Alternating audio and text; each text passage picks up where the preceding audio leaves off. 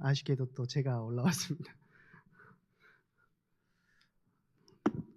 어, 지난주에 작정을 하고 회개를 많이 했는데요. 오늘은 그 다음 거 가지고 우리 말씀 나누도록 하겠습니다. 성경 말씀 이사야서 40장 26절 말씀입니다. 이사야서 40장 26절 말씀, 그리고 두 구절 읽을 건데요. 다니엘서 4장 35절 말씀 두 구절 같이 보도록 하겠습니다. 먼저 이사야서 40장 26절 말씀 우리 다 같이 합독하도록 하겠습니다. 시작. 너희는 눈을 높이 들어 누가 이 모든 것을 창조하였나 보라. 주께서는 수요대로 만상을 이끌어내시고 그들의 모든 이름을 부르시나니 그의 권세가 크고 그의 능력이 강함으로 하나도 빠짐이 없느니라. 아멘. 우리 다니엘서 4장 35절 말씀 한 구절 더 보도록 하겠습니다. 다니엘서 4장 35절입니다.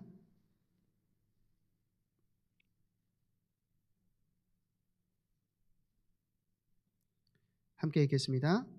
땅의 모든 사람들을 없는 것 같이 여기시며 하늘의 군대에게든지 땅의 사람에게든지 그는 자기 뜻대로 행하시나니 그의 손을 금하든지 혹시 이르기를 내가 무엇을 하느냐고 할 자가 아무도 없도다. 아멘. 지금까지 우리는 하나님께서 어떤 분이신지 소요리 문답 사문을 통해서 봤고요. 또 어떤 방식으로 존재하시는지를 5문과 6문을 통해서 확인했습니다. 하나님은 한 분이시지만 동시에 아버지와 아들, 성령 이렇게 삼위로 계신다는 것을 우리가 YBS를 통해서 확인했습니다. 7문에서는 하나님께서 우리를 위해서 어떤 일을 행하시기에 앞서서 행하실 모든 일들을 미리 정하셨다는 것에 대해서, 하나님의 작정에 대해서 살펴보았습니다. 그렇다면 하나님께서 계획하시고 또 미리 정하신 일들을 어떻게 이루어 가시는가? 오늘 그 부분에 대해서 한번 나눠보고자 합니다. 소요리 문답 8문과 9문 우리가 함께 묻고 답하는 시간 갖도록 하겠습니다. 소요리 문답 8문과 9문입니다. 띄워주십시오. 제가 묻겠습니다. 하나님께서는 그의 작정을 어떻게 실행하십니까? 하나님은 그의 작정을 창조와 섭리의 사역을 통해서 실행하십니다. 구문입니다. 창조의 사역이 무엇입니까? 하나님께서 엿새 동안에 아무것도 없는 가운데서 권능의 말씀으로 만물을 지으신 일인데 모든 것이 매우 선했습니다. 이 두 가지 일을 가지고 볼 건데요. 사실 인간은 우리는 어떤 일을 계획하지만 실제로 계획을 실행에 옮기지 못하고 또 실행에 옮기다가 보니까 그것이 사실 좋은 계획이 아니었다는 것을 발견하고 후회할 때도 있습니다. 그렇죠? 사실 저도 늘 계획하는 것들이 있어요. 매해 올해는 영어 공부를 좀 더 잘 해봐야 되겠다. 근데 늘 계획은 하지만 실제로 되지는 않습니다. 그리고 또 매해마다 계획하는 것 중에 하나는 올해는 다이어트를 해서 못 입는 정장을 꼭 입어봐야겠다. 정장이 작아져가지고 못 입는 것들이 몇 개 있거든요. 세탁소에 가지고 갔더니 아저씨가 늘려달라고 하니까 아래에서 위를 딱 쳐다보시더니 살을 빼세요 그러시더라고요. 근데 늘 살을 빼고 싶은데 잘 안 돼요. 사람은 늘 그렇다는 것이죠. 근데 하나님은 어떠실까요? 하나님께서는 영원전에 미리 계획하시고 정하신 일들을 하나님의 시간표에 따라서 다 이루신다라는 거예요. 특별히 하나님은 그 창조와 섭리의 사역으로 하나님의 작정을 이루신다라는 것입니다. 하나님은 창조와 섭리의 사역으로 그 하나님의 작정을 이루시는데 특별하게 그 하나님의 영광과 하나님의 자녀된 우리의 구원을 선하시고 완전하신 계획과 뜻에 따라서 이루어 가신다라는 것이죠. 그러면 오늘은 창조라는 부분을 볼 건데요. 방금 말씀드렸던 것처럼 창조는 하나님께서 작정하시는 것을 이루는 방식입니다. 네, 하나님의 영원한 계획은 세상을 창조하시는 것으로 이루어지기 시작했어요. 사실 지난주에 너무 철학적으로 깊게 들어가가지고 조금 힘드셨을 수 있지만 하나님은 시간 외적으로 계시는 분이잖아요. 하나님께서 창조를 시작하시면서 인간의 역사가 시작되었고 시간이 시작되었다는 것입니다. 네, 집을 설계한 건축가가 설계도를 따라 집을 짓는 것처럼 하나님께서는 미리 정하신 일을 창조를 통해서 이루셨다는 것이죠. 성경에는 두 가지 창조가 이렇게 나오는데요. 첫 번째는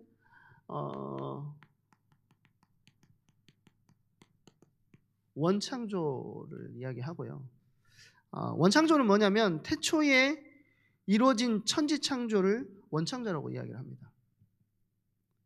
그리고 원창조와는 다르게 재창조를 이야기하는데요.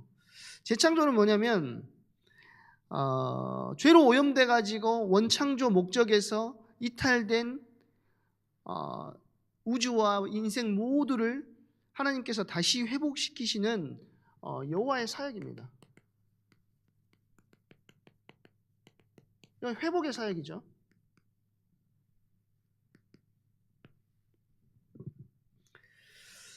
그러면 원창조에 대해서 우리가 잠깐 보자면 창세기 1장 1절에 보면 창조의 시간에 대해서 이야기를 하고 있습니다. 뭐라고 하죠? 태초에 하나님이 천지를 창조하시니라. 이 단어는 그 세상이 영원하지 않다는 것을 이야기를 하고 있어요. 시작이 있는 것처럼 뭐가 있다고요? 끝이 있다라는 것을 암시하고 있는 것이라는 거죠. 우주는 항상 존재해왔고 계속해서 존재하는 것이 아니라 시작이 있다라는 것입니다. 그래서 우주는 그 존재의 근원이 하나님께 있음을 성경은 분명하게 이야기하고 있다는 거예요. 심지어는 하나님께서 아무것도 없는 가운데 하늘과 땅과 바다 그 가운데 있는 모든 것을 창조하셨다는 것이죠.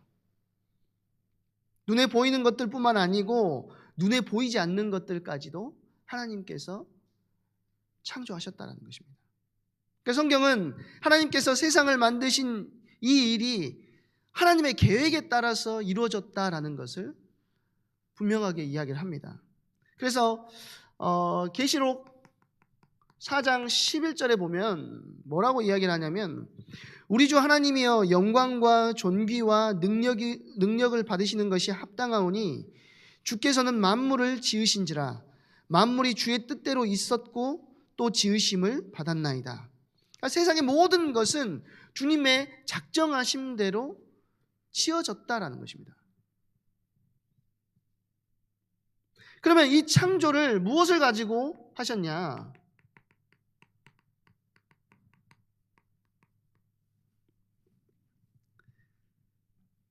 이 창조를 다른 어떤 재료를 가지고 만드신 것이 아니고 하나님의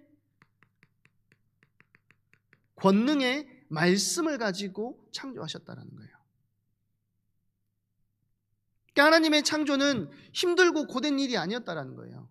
하나님께서 말씀을 하시고 단지 말씀만으로 모든 것을 창조하셨다는 것이죠. 그렇다면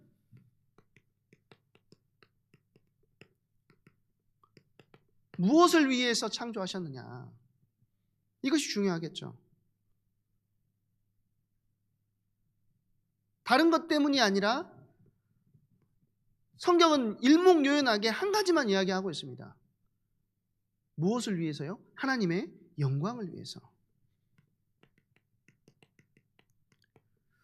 인생의 목적도 하나님의 영광을 위해서 방향을 맞춰가야 되는 것이고 온 우주와 만물이 하나님의 영광을 드러내는 것이 온 우주와 만물의 목적입니다.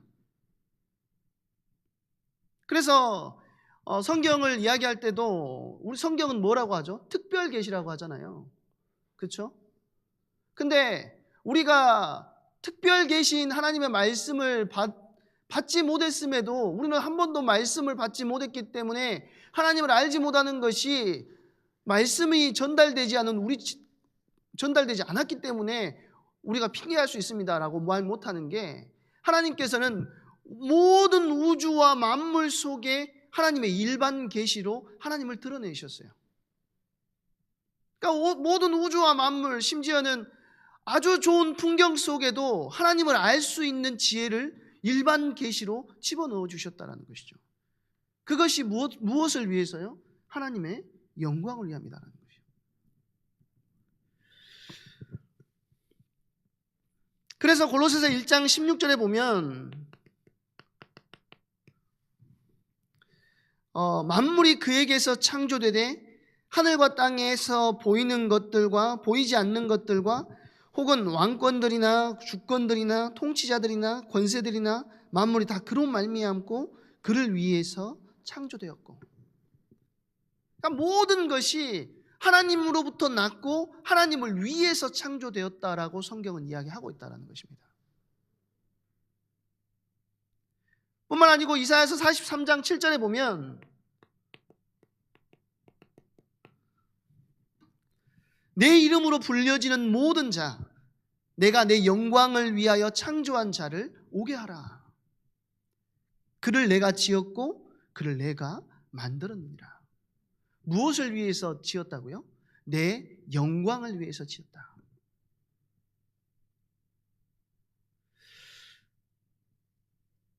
또 에베소서 1장 12절, 에베소서 1장 14절에는요.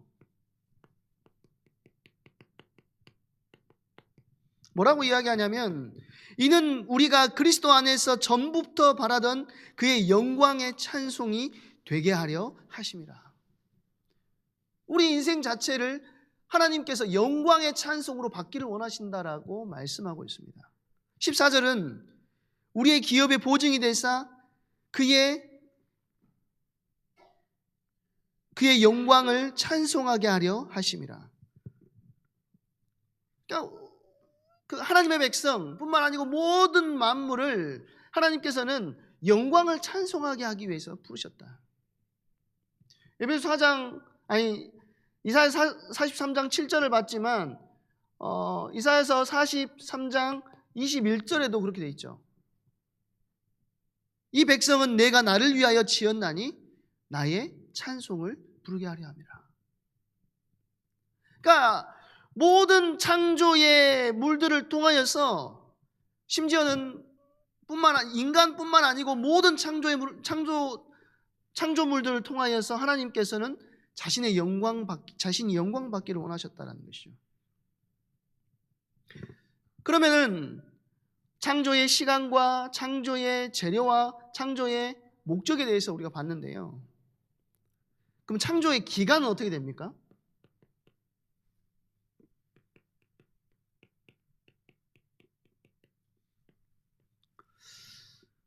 성경에는 창조를 며칠 만에 하셨다라고 이야기하죠.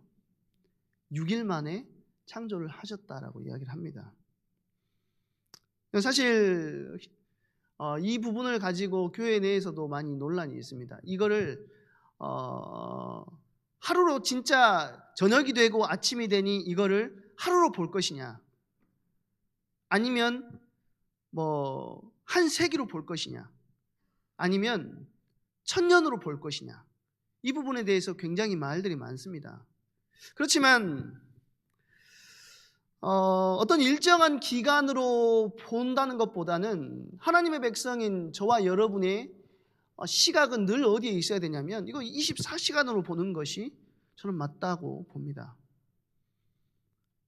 왜냐하면 베드로후서 3장 8절에 보면 뭐라고 이야기하냐면, 사랑하는 자들아, 주께는 하루가 1000년 같고 1000년이 하루 같다는 한 가지를 잊지 말라라고 이야기해요.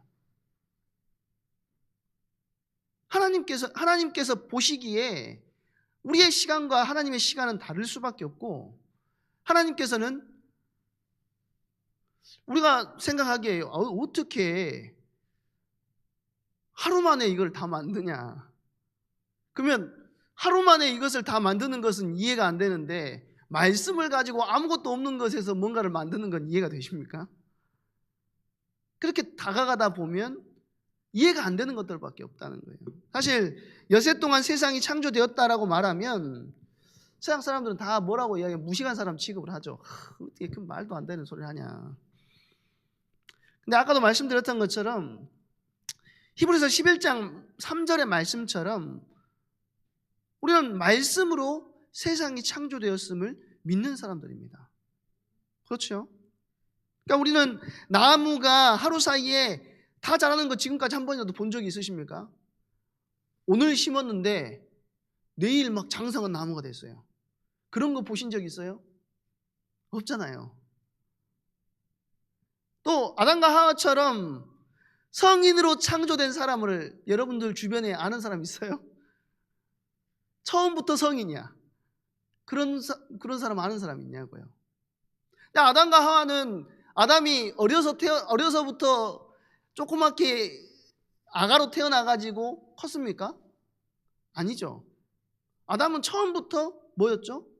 성인이었어요. 사실은 나무가 성장하기 위해서는, 또 사람이 성인이 되기 위해서는 성장할 시간이 필요하다는 거예요. 그것이 즉시 한꺼번에 발생할 수 있으리라는 것을 우리는 이해하기가 어렵습니다. 왜요? 우리 주변에 그런 것을 경험할 수도 없고 볼 수도 없기 때문에 그렇다는 거예요. 근데 경험에 의한 지식은요, 세상의 모든 지식을 담을 수는 없다라는 사실을 우리가 기억해야 돼요. 우리가 지난번에 그 배장현 목사님이 그 소경이 그 코끼리를 더듬으면서 뭐 이야기, 그때 YBS 때 한번 이야기하신 적이 있잖아요. 딱 그거하고 같습니다. 그 소경의 경험에 의해서는 코끼리 발을 더듬으면서 뭐라고 이야기하냐면 이거는 기둥이다라고 이야기를 하는 거예요. 근데 눈을 뜨고 있는 사람의 관점에서 봤을 때는 그게 뭐죠? 기둥이 아니라 코끼리의 발인 거예요. 일부분만 경험한 사람은 그걸 만지고 나는 이게 기둥이라고 확신해 라고 이야기하지만, 전체를 보고 있는 사람은 그것이 기둥이 아니라 코끼리의 발의 일부라는 사실을 제대로 안다는 것이죠. 창조도 마찬가지라는 겁니다. 하나님께서 계시해 주시는 만큼만 우리는 알 수 있는 거예요. 하나님께서 그 6일 만에 그걸 어떻게 창조하셨을까? 우리가 그걸 생각할 필요 없어요. 하나님께서는 성경에 계시해 주신 만큼 우리에게 알게 하셨고, 우리가 육신에 매여 있는 존재들이기 때문에 우리는 지난 시간에 말씀드렸던 것처럼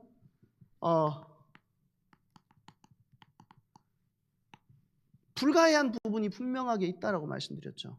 그렇죠? 그렇지만 우리가 이 불가해한 부분을 무엇 때문에 믿을 수가 있다고요? 하나님의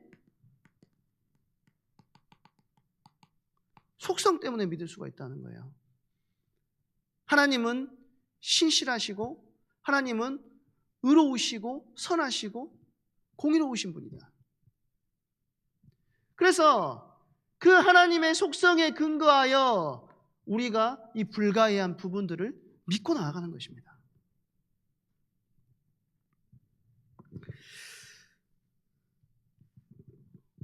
여기다가 써버렸는데 더 쓸 게 있네요. 위에다 쓰겠습니다. 창조의 내용은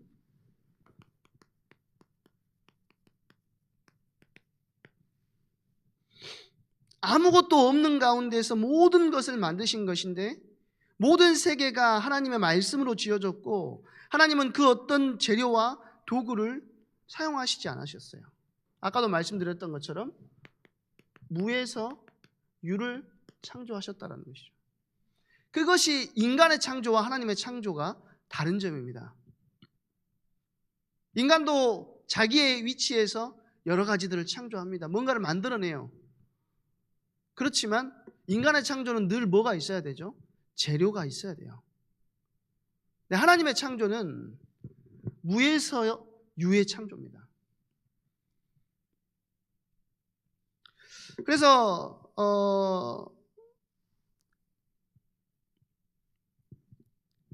이 창조의 내용들을 보시면서 재창조를 한번 봤으면 좋겠습니다. 태초의 원창조는 누구의 사역이죠? 성부 하나님의 사역입니다. 성부 하나님의 사역이지만 성부만이 원창조를 하셨다, 이건 아니죠. 누가 주된 사역이냐? 성부 하나님의 주된 사역이지만 성자 또 성령께서 이 사역을 도우셨다고 분명히 이야기를 합니다. 재창조는 그러면 누구의 사역입니까? 우리가 세례 교육할 때 이 부분에 대해서 잠깐씩 이야기를 할 때가 있는데요. 하나님을 떠난 인간에게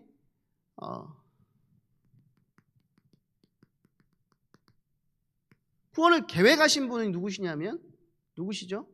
성부 하나님이십니다.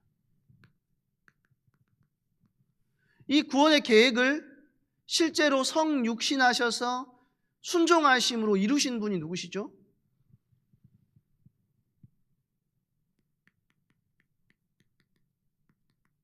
성자 예수님이십니다. 그리고 성자 예수님께서 이루신 구원을 모든 사람에게, 그를 믿는 모든 사람에게 완성시켜 나가시는 분이 누구시죠?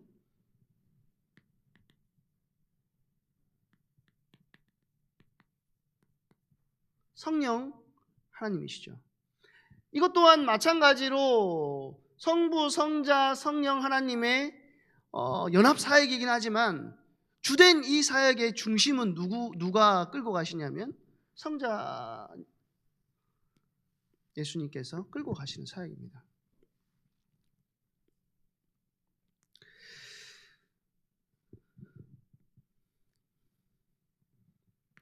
재창조의 주역은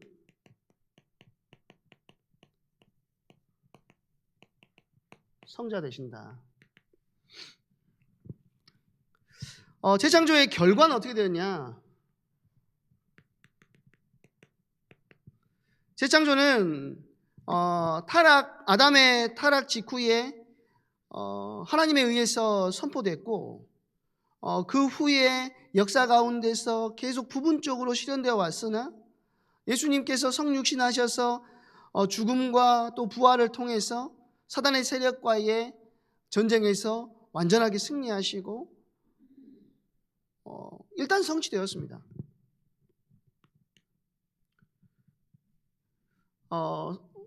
예수님의 십자가 사역과 부활 사역으로 성취되었어요. 그런데 이 완전한 성취는 언제냐? 주님의 재림의 때가 오면 이것이 완전한 성취가 되어진다는 거예요. 이제 개혁 측에서는 이거를 이미와 아직 아니라는 개념으로 이야기를 합니다. 이미 우리에게 구원이 이루어졌지만 아직 완성되지 않았다. 이미 우리에게 예수님께서 이미 우리에게 재림하고 계시지만 주님의 최종 재림은 아직 오지 않았다. 주님의 재림이 무엇을 통해서 우리는 계속 확인하는 것이죠? 성령께서 우리에게 오심을 통해서 이미 임한 재림을 확인하는 것입니다. 그러나 최종 재림은 아직 완성되지 않았다라는 거예요. 그래서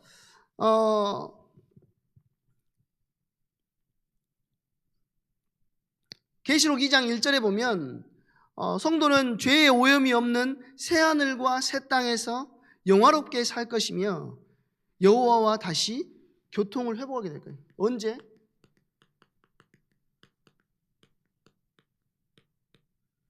예수님께서 최종 재림하실 그때에 이루어지게 된다라는 거예요.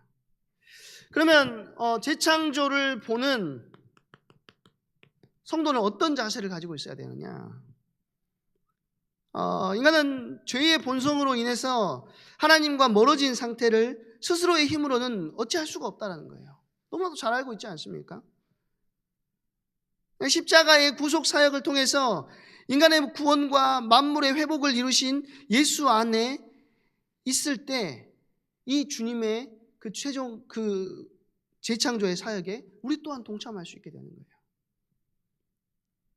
그래서 고린도후서 5장 17절에 보면 뭐라고 하죠? 그런즉 누구든지 예수 안에 있는 자, 그리스도 예수 안에 있는 자 새로운 피조물이다. 이전 것은 지나갔으니 보라 새 것이 되었도다 라고 이야기합니다. 그러니까 예수님을 우리가 그리스도로 믿음을 통해서 새로운 피조물이 되는 거예요. 예수 안에서 우리가 새로운 피조물이 되었다 할지라도 죄악된 요소가 아직 완전히 없어진 것은 아닙니다. 또 종말에 처음 하늘과 땅이 없어지고 새 하늘과 새 땅이 도래함으로 완전한 새 창조가 이루어지겠죠. 그렇기 때문에 이 땅을 살아가고 있는 현재 우리는 완전한 재창조를 바라보면서 재창조의 길을 걸어가고 있는 우리의 입장에서 우리는 무엇을 해야 되느냐? 빌립보서 3장 20절 말씀처럼 하나님 나라의 시민으로서의 삶을 살아가는 것. 그래서 하나님 나라의 시민으로서 우리가 어떻게 살아야 되냐면 이 땅에 임한 하나님 나라의 축복을 누릴 뿐만 아니고 사도행전 1장 8절 말씀처럼 이 땅에 임한 하나님 나라의 비밀을 알지 못하는 자들에게 전달하는 증인의 사역을 우리가 감당해야 된다는 것이죠. 그것이 하나님 자녀, 하나님 백성에게 있어서 주어진 사명이라는 것입니다. 창조를 봤다면 두 번째는 섭리입니다. 창조로 하나님께서 그 땅을 그 하나님의 작정하심을 이루시고 또 섭리를 통해서 하나님의 작정을 이루신다는 거예요.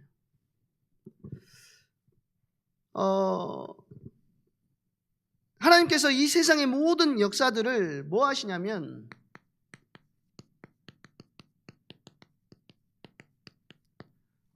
보존하시고 창조해 놓고 그냥 놔두는 것이 아니고 보존하시고 통치하십니다. 이 보존하시고 통치하시는 것을 섭리라고 하는 거예요.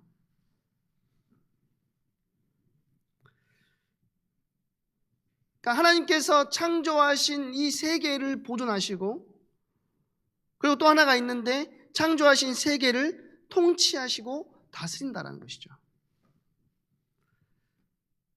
하나님의 다스림에는 부족함이 없습니다. 덤는 거룩하심과 지혜와 권능으로 보존하시고 통치하시는데 그리고 자신의 영광을 위해서 모든 피조물, 그러니까 예외가 없습니다. 그리고 모든 피조물의 행위를 다스리신다는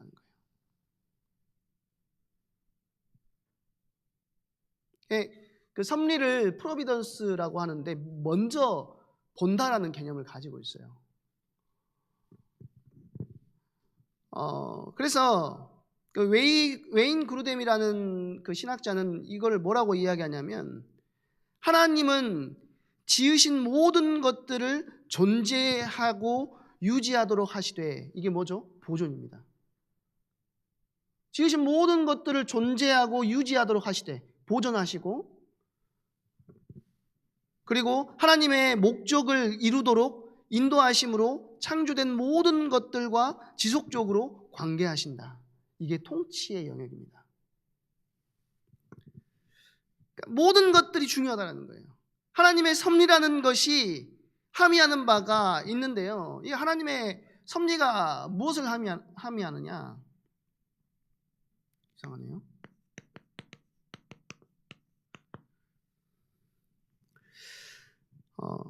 섭리를 하나 더 써야 되는데 그냥 하겠습니다.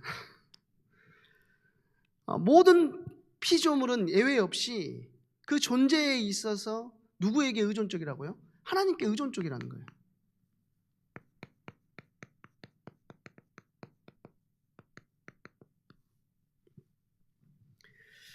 세상에 어떤 것도, 어떤 존재도, 인간뿐만 아니라 모든 존재가 하나님께 의존적이라는 것입니다.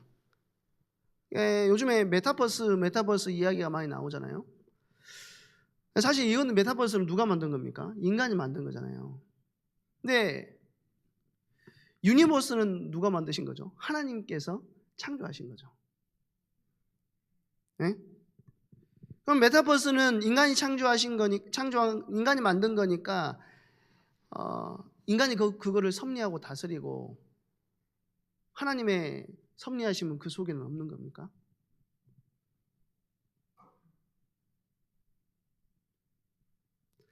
하나님의 통치를 벗어날 수 있는 것은 이 세상에 그 어떤 것 하나도 존재하지 않는다라는 거예요. 예외가 없다라는 것이죠. 우리는 의존적인데 왜 우리가 의존적이냐? 우리가 피조물이기 때문이라는 거예요. 우리가 피조물이기 때문에 하나님이 없이는 움직일 수가 없는, 하나님의 통치하심이 없이, 하나님의 보존하심이 없이는 우리는 단 하루도 살 수 없는 존재라는 거예요. 유치부 같은 부서에서 여름 성경학교나 겨울 수련회 같은 걸 하면 인형극 같은 거 하잖아요. 인형극 손에 끼워서 하기도 하고 줄에 매달아 가지고 하기도 합니다. 하나님께서 인간을 창조하실 때 그런 인형을 창조하신 것처럼 줄에 매달은 인형처럼 손에 끼어져 있는 인형처럼 그렇게 만드시진 않았지만 그 줄에 매달린 인형이 그 줄을 쥐고 있는 인간이 그 줄을 놔버리면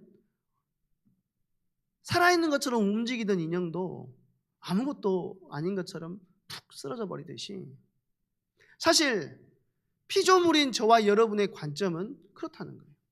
하나님께 의존적이라는 것이죠. 우리가 지금 숨을 쉬는 것, 아침에 눈을 뜨고 밤에 잠을 자고 하는 그 모든 것들이 하나님의 통치와 하나님의 섭리하심 속에서 이루어져 가고 있다는 것입니다.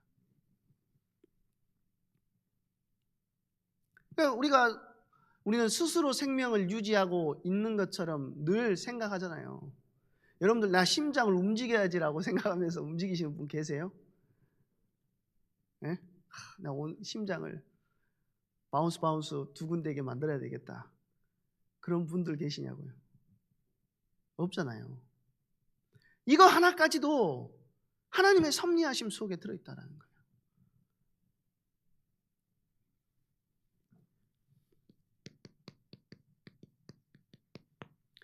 그러면 이 섭리의 범위는 모든 피조물입니다. 모든 피조물과 그들이 하는 모든 행위가 하나님의 섭리 속에 다 들어가 있다는 것이죠. 예외가 없다는 것입니다. 그런데 이 섭리를 반대하는 이론이 있어요. 일종의 신학인데 우리가 너무 잘 알고 있는 범신론과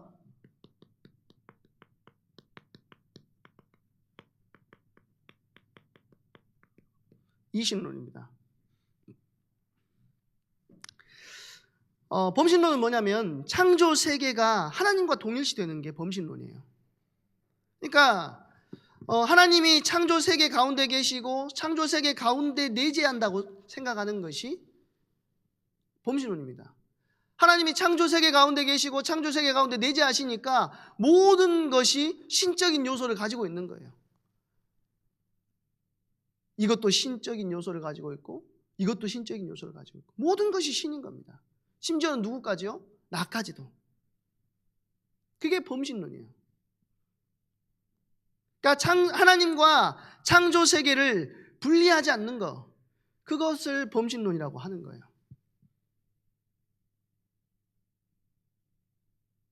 그런데 창조자가 피조 물 안으로 들어오신 사건은 사실 하나밖에 없죠. 예수님이 성육신하여 이 땅에 오신 거. 그래서 그거를 그 가장 낮아지심으로 표현하는 거예요. 창조자이신 하나님께서 육신의 몸을 입고 이 땅에 오신 것 자체를 엄청난 낮아지심으로 표현하는 이유가 거기에 있는 거예요. 피조물 속으로 들어오셨기 때문에. 그렇지만 범신론은 모든 것이 하나님이라는 거예요. 모든 것. 그럼 이신론은 뭐냐? 이신론은 이거하고 완전히 반대입니다. 그러니까 시계공이 자동시계를 만들어 놓고 시계가 그냥 저절로 돌아갈 수 있도록 만들어 놓고 시계공은 시계로부터 멀리 떨어져 가버리는 거예요. 그러니까 범신론은 하나님과 세상이 섞여 있는 거라면 이신론은 하나님이 세상과 완전히 분리되어 있다는 것이죠. 그 말은 무슨 말이겠습니까? 여기서는 하나님의 존재는 인정을 합니다. 둘 다 하나님의 존재는 인정하죠. 근데 이신론은 뭐냐? 하나님이 인간의 역사에 개입하시지 않는다는 거예요. 뭔만 있죠? 이성만이 존재하는 것이 이신론입니다. 자연신론이라고 하기도 하는데요. 그러다 보면 뭐가 없겠어요? 하나님의 역사하심, 기적이 있을 수가 없고, 기적이 없으니까 뭐가 없죠? 하나님께 기도할 수도 없는 거예요. 왜요? 하나님은 멀리 계시는데 우리에게 개입하지도 않는데 기도한다고 해서 인간의 기도를 들으시겠습니까? 듣지 않으시는 거죠.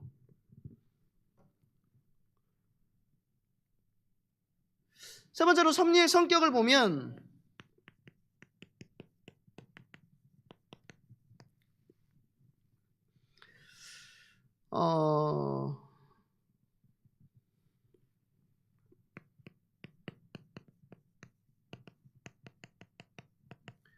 더없이 거룩하시다 이렇게 이야기를 하는데요. 하나님은 당신의 성품을 거슬러서 일하시지 않는다라는 거예요. 그러니까 하나님은 편법을 사용하시거나 거룩한 목적을 이루기 위해서 역사를 비틀어 가지고 당신의 거룩하지 않은 방식, 속이는 방법으로 행하시지 않는다라는 것입니다. 그걸 어디에서 볼 수 있어요? 예수님께서 우리를 위하여서 육신의 몸을 입고 이 땅에 오시는 방법을 통해서 우리는 볼 수 있는 거예요. 하나님이 그냥 야 한번 봐줄게 이렇게 하면 되잖아요. 근데 하나님은 그런 방법을 사용하시지 않는다는 거예요. 왜요? 하나님은 자신의 속성을 거스르지 않으시기 때문에. 거룩하신 그 속성을. 뿐만 아니고 지혜로 섭리를 하시는데요. 이사야서 28장 29절 한번 볼까요? 이사야서 28장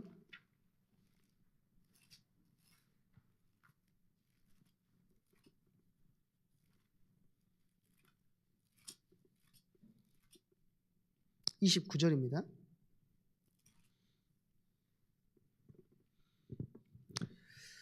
같이 읽겠습니다. 시작. 이도 만군의 여호와께로부터 난 것이라. 그의 경영은 기묘하며 지혜는 광대하니라. 자, 하나님께서 예를 들어서 한번 생각해 봅시다. 하나님께서 이스라엘을 어떻게 무너뜨렸다가 다시 그들을 세우십니까? 만약에 내가 한 나라를 섭리하고 있다면 망하게 하지는 않을 것 같아요.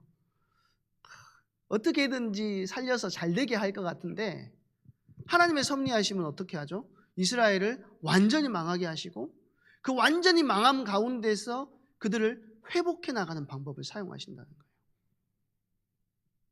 우리의 입장에서 봤을 때는 어떻게 이게 지혜로운 방법입니까? 생각할 수 있지만 그 하나님의 방법을 통해서 이스라엘은 뭘 회복했죠? 하나님을 바라봐야 됨. 그리고 성전이 왜 중요한지, 하나님께서 지금까지 주셨던 것들이 얼마나 귀한 것인지, 심지어는 그것을 통해서 각 지역에서 하나님을 예배하는 일들이 벌어지게 되었다는 거예요.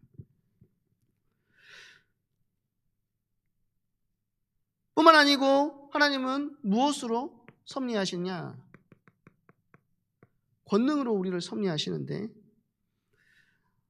하나님께서 우리를 권능으로 우리를 섭리하시고 보존하시기 때문에 우주와 만물은 우발적으로 막을 수가 없다라는 것입니다.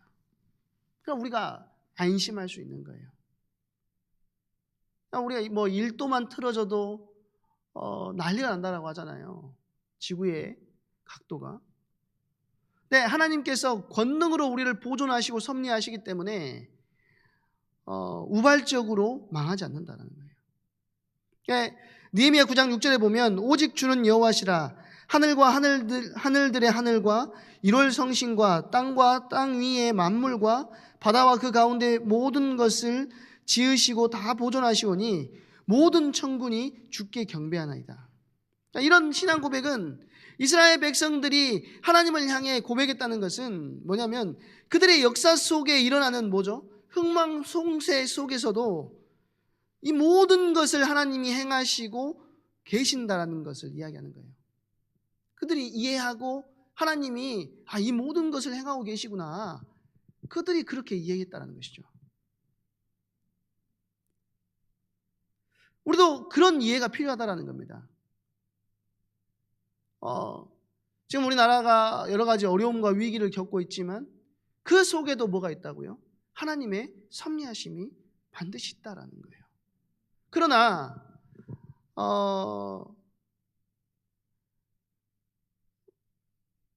부차적인 원인이 있다라는 것이죠. 예를 들어서 우리가 대한제국 시절에 일본에 의해서 우리나라가 망하게 됐습니다. 그렇죠? 근데 나라가 정신을 차리지 못하고 정치인들이 제대로 정치하지 않고 자기들의 사익을 위해 가지고 나라를 팔아먹는 그런 사람들이 있었다라는 거예요. 그 모든 부차적인 원인들. 그러니까 하나님이 대한제국을 망하게 하시려고 작정하셨기 때문에 이 이완용 같은 이런 사람들이 나쁜 짓을 안 하려고 했는데 억지로 이 나쁜 짓을 한 것이 아니라 그들은 자신들의 자유의지대로 자신들의 사익을 위해서 그렇게 움직였을 뿐인데 하나님은 그 속에서도 자신의 섭리하심을 이루셨다라는 것입니다. 근데 특이한 게 우리나라가 일본이 아니라 그러니까 한국 교회사적으로 그런 이야기들을 해요. 우리나라가 일본이 아니라 서구 열강에 의해서 망하게 되었다면 이 복음이 더 쉽게 들어왔겠는가라는 이야기들을 해요. 왜냐하면 반일 운동, 항일 운동을 하면서 뭐하고 같이 이 항일 운동을 하는 사람들이 무엇과 같이 외세의 힘을 끌어옵니까? 이 기독교와 같이 외세의 힘을 끌어오거든요. 그러니까 아시아 전체에서 그런 나라들이 별로 없어요. 근데 하나님께서 이 섭리하심을 통해서 이 나라를 중요한 전생계 선교하는 그 일에 사용하시려고 하나님께서 그렇게 하신 것이 아니겠는가라는 한국 교회사적 관점이 있습니다. 그러니까 우리는 벌어진 이 일이 어떻게 이렇게까지 할 수가 있느냐라고 생각할 수 있지만 그 뒤에는 분명하게 뭐가 있다고요? 하나님의 섭리하심이 있다라는 것입니다.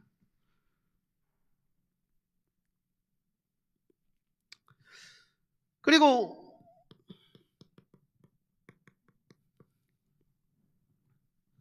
하늘 보좌에서 만유를 통치하시는데 누구도요? 사단도 그 통치를 받는다는 거예요. 그러니까 시편 103편 19절에 보면 여호와께서 그의 보좌를 하늘에 세우시고 그의 왕권으로 만유를 다스리시도다. 그렇게 이야기하고 있고요. 또 욥기를 보면 사단까지도 그 하나님의 통치하심 속에 있구나라는 사실을 우리는 알 수가 있습니다. 이 모든 것이 무엇을 위해서요? 아까 창조하고 똑같습니다. 하나님의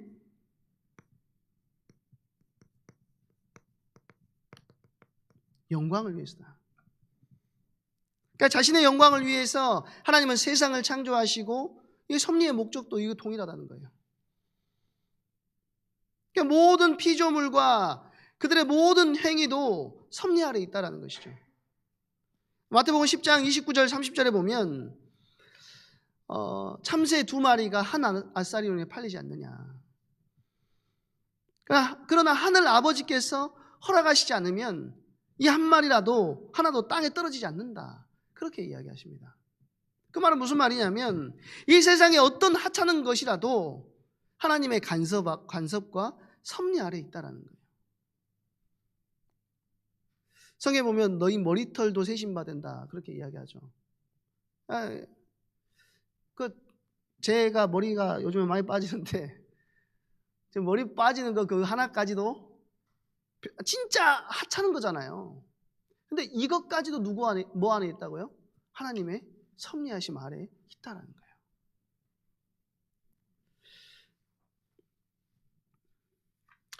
그래서 오늘도 사실 이 주제 자체가 제가 일부러 길게 하는 게 아니고요.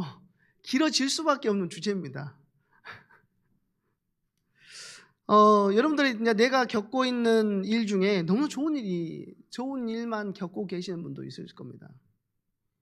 또 어떤 사람들은 굉장히 힘든 일을 겪고 계시는 분도 계실 거예요.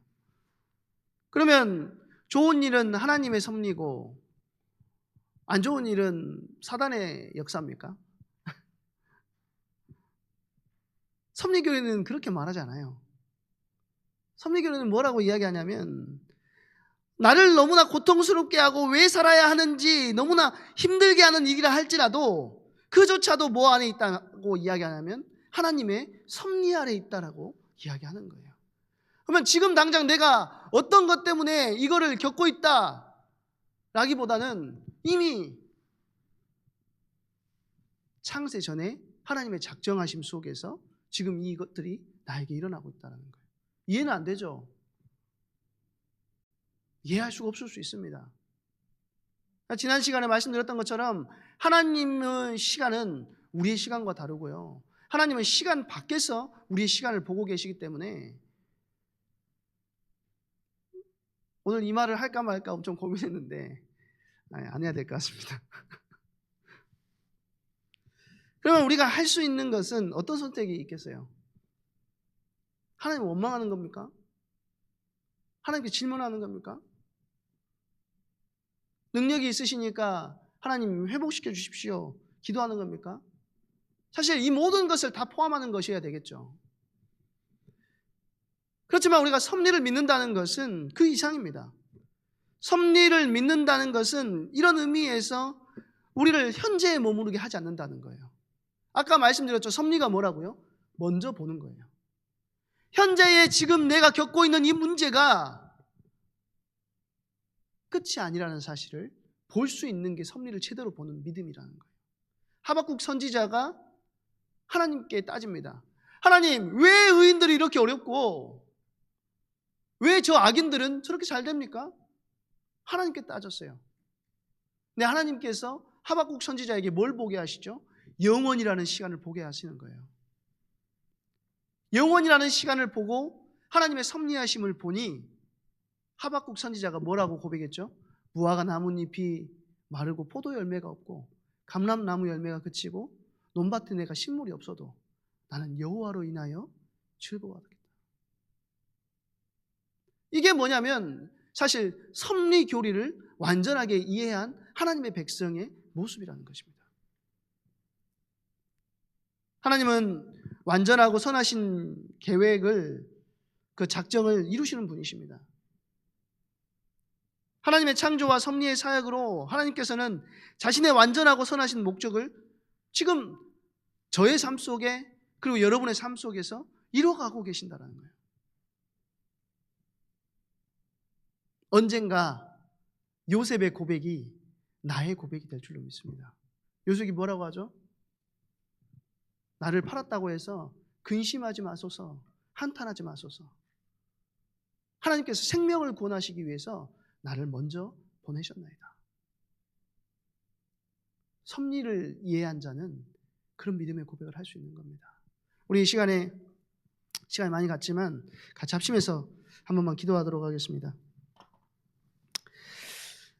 하나님의 작정하심과 그 창조와 섭리하심으로 그 작정을 이루어 가시는 그 하나님의 은혜와 능력들을 우리가 이번 한 주 또 우리의 모든 삶의 자리에서 확인하게 하시고, 나에게 찾아와 있는 어려움과 위기와 문제와 걱정 속에서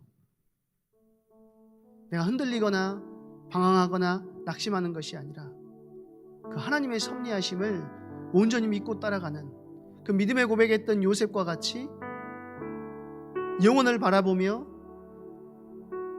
미래를 바라보며 하나님의 은혜와 능력 안에 거하는 한 사람의 응답을 내가 누릴 수 있도록 하나님 나를 사용하시고 내게 믿음을 허락하여 주시옵소서. 우리 이 시간에 같이 합심해서 한 번만 기도하도록 하겠습니다. 사랑의 하나님, 참 감사를 드립니다.